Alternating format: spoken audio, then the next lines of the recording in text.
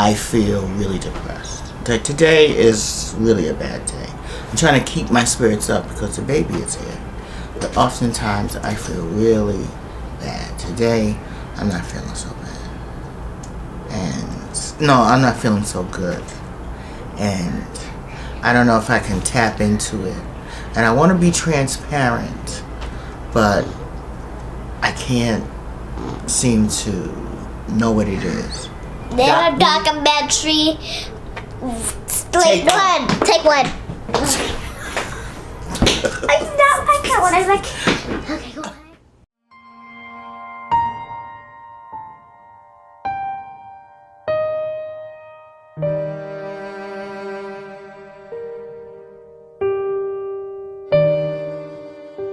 Oh, I grew up in what I call my paradise. It was the projects, as it was called back then. It was really a community built from early 30s where all the families were placed. My mom at that time discovered that she was a gay woman. My father, upon realizing this, couldn't handle that revelation. But he stuck with my mother and was still good to her. As it turns out, her girlfriend was named Connie. It was different, it was weird. In the 70s, it wasn't something that was apropos. It was a time when women's rights was very rampant. I stand before you today as a candidate for the Democratic nomination for the presidency of the United States of America. Where the revolutionary forces at work in the black community began to express themselves. My mother, I guess, couldn't manage 3 kids, work, and what have you. So I stayed with my godmother, and we called her Mom Ruth. Ma Ruth was the old lady of the building. And she nurtured me, and she took care of me because nobody else would. Meaning, about 1970, I was burnt in a fire. The story goes that I took a match and set myself on fire. Now, that's the story that was told to me. I guess I gotta stick to it. You understand? So I had on a purple corduroy dress, a white fluffy shirt, patent leather shoes, with little bows on it. I do remember that. And it was picture day. And I was waiting for my dad to take me to picture day.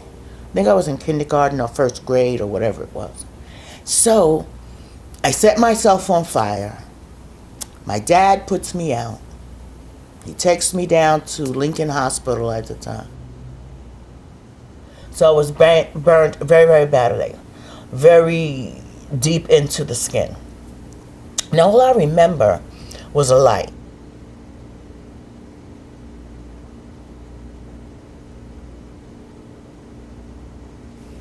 I always go back to that moment and feel like they didn't take care of me. When I was a little older,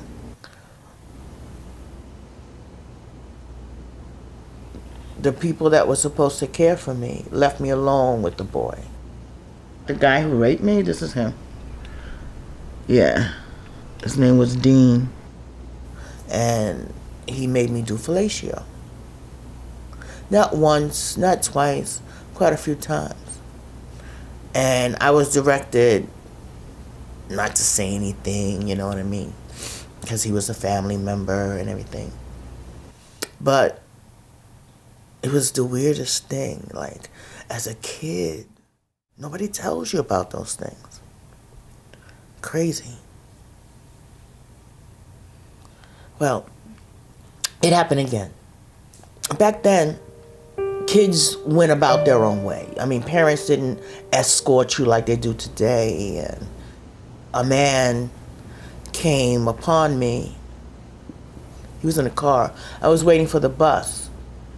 He said, "Come here, little girl." I remember he had black hair. That's all I can remember. And he started doing this with his hand and his penis. And again, I was just like, I couldn't move. I didn't know what to do. But thank God the bus came. And I ran on that bus, sat down, and just breathed.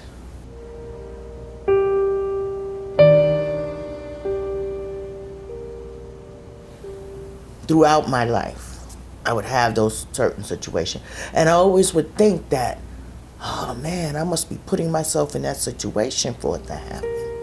Why did I become so used to being hurt and being sad? But I think the only distraction for me was just being around the kids.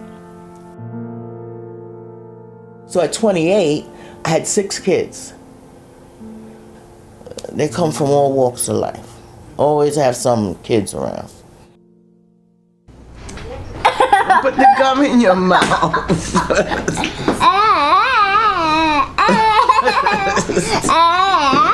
Chloe, who loves you the most?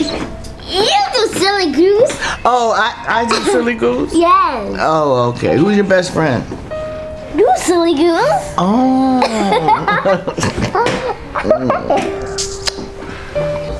I woke up feeling really bad. It happens like that to me. Just I can't seem to concentrate. I keep thinking about bad thoughts, not like suicidal, but I just can't seem to get myself out of that rut, no matter what I do. So I'm trying to be not focus on that. I'm trying to take myself out of that.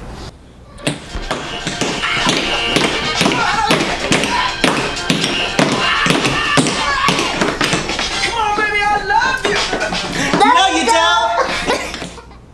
don't. This is why bipolar manic people are always they don't have, like, I don't know if you've ever seen where they have, like, buy a lot of stuff because they're trying to keep unfocused on the things that depress them.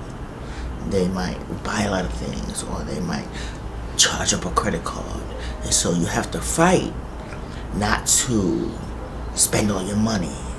Plus you have to fight not to be depressed. Plus you have to fight to stop making your mind see all these different things.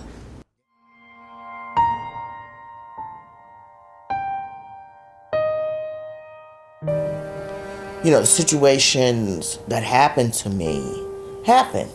But I always get to the point where I'm trying to figure it out. Like that burn thing has always been my issue. I come back to it all the time. And, of course, my mother. I would see those divisions with my older sister and my brother, and she treated them better than me. But I was the one that she told everything to. She was honest with me, transparent. And she told me, you're the only one that can handle it. Why are you sad? Because you always crying. Now it gets like that sad sometimes. When you get sad, what do? I snuggle with my unicorn. You what? I snuggle with my teddy bear. Oh, so do you think that I need a teddy bear? You can use my unicorn. I can use your unicorn? Yes. Oh, do you think that that will make me feel better? Yes. Oh, but maybe you're my unicorn. If I snuggle with you, I'll feel better. Okay. Okay, so let's snuggle.